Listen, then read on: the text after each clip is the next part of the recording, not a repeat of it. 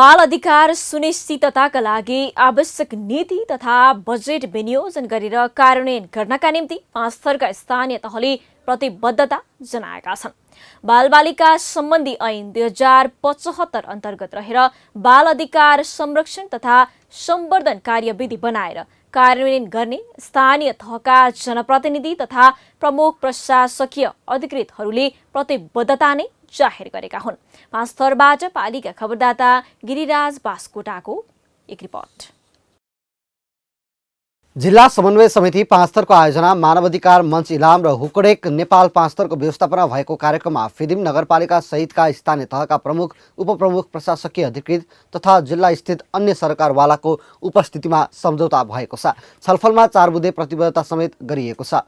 सहभागी स्थानीय तहका प्रमुख तथा सरकारवालाले प्रतिबद्धतामा हस्ताक्षर गरेका थिए। तिनै तहबीच आपसी समन्वयमा बाल अधिकारको सुनिश्चितताका लागि प्रतिबद्ध रहने, स्थानीय तहले बाल अधिकार सम्बन्धी नीति, कार्यनीति तथा रणनीति बनाएर कार्यान्वयन गर्ने प्रतिबद्धता समेत जनाएका छन्। बाल अधिकार संरक्षण तथा संरक्षण कार्यविधि बनाए कार्यान्वयन गर्नका लागि स्थानीय तहका प्रमुखले प्रतिबद्धता जनाएका छन्। बालबालिकाका लागि पर्याप्त बजेट छुट्याएर कार्यान्वयन गर्नका निम्ति पनि तयार रहेको बताइएको छ। निर्वाचित भएको लामो समयपछि स्थानीय तहलाई आवश्यक सहजीकरण तथा अधिकार नदिँदा भने समस्या भएको फिदिम नगरपालिकाले जनाएको छ।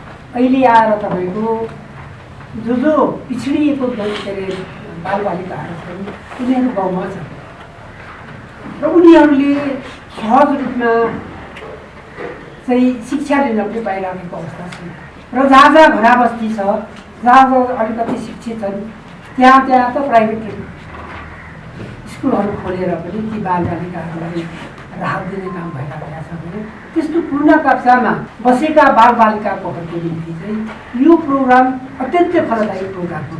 स्थानीय तह भनेपछि बालबालिकाको क्षेत्रका काम महत्त्वका साथ बढ्न सकेको छैन। बालबालिका सम्बन्धी ऐन 2075 भने पनि कार्यविधि बन्न सकेको छैन। बालबालिका अधिकार तथा सुविधाका क्षेत्रमा सकेसम्म काम गरिरहेको स्थानीय तहका प्रमुख बताउँदै आएका छन्।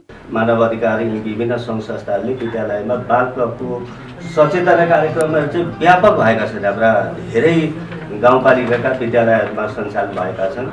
त्यसैलाई आधार मानेर हामी स्थानीय तहमा निर्वाचित भएर आइसकेपछि 1-5 चलेका विद्यालयदेखि माथिका विद्यालयहरूमा बाल क्लब गठन गरेर पालिका स्तरमा एउटा बाल क्लब सञ्जाल गठन गरेर अनि उनीहरूले आफै कार्यक्रमहरू गरेर विद्यार्थीको उनीहरूले के आवश्यकता छ अतिरिक्त क्रियाकलाप, सहक्रियाकलाप अनि उनीहरूको अध्ययन अवलोकन आदि क्रियाकलापहरू सञ्चालन गर्दै आएका थिए। स्थानीय तहले बाल क्लब निर्माण गर्ने, विद्यालय बाहिर रहेका बालबालिकालाई विद्यालयसम्म ल्याउने काम गरेको बताएका छन्। उनीहरूले नीति निर्माणमा बालबालिकाका क्षेत्रमा काम गर्ने निकाय तथा सङ्घ संस्थाले सहजीकरण गर्नुपर्ने आवश्यकता समेत औल्याएका छन्। योजना भवन निर्माणमा बालमैत्री बनाउँदै लैजानुपर्ने आवश्यकता औल्याइएको थियो। जिल्लाका केही वार्डलाई बालमैत्री घोषणा समेत गरिएको छ। बालबालिकाको अधिकारका सवालमा स्थानीयले महत्त्वपूर्ण भूमिका निर्वाह गर्नका लागि नीतिगत प्रबन्ध गर्नु आवश्यक रहेको औल्याइएको छ।